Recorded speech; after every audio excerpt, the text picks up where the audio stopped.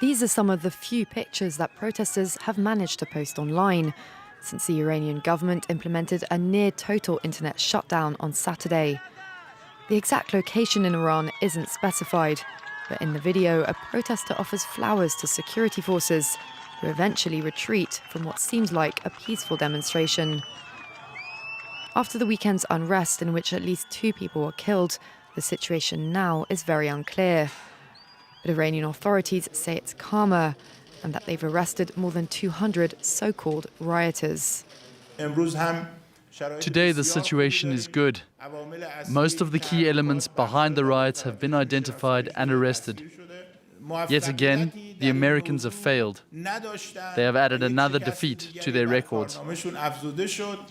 Protests broke out Friday after the government's shock decision to hike petrol prices. But Tehran blames the turmoil on Iran's opponents, in particular the United States. It hit back at American Secretary of State Mike Pompeo 2 days after he tweeted his support for protesters.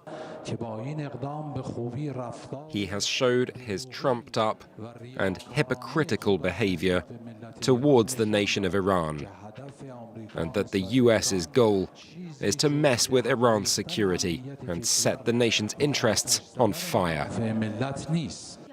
Iran's government says the petrol price rises are intended to raise about $2.55 billion a year for extra subsidies to families struggling on low incomes.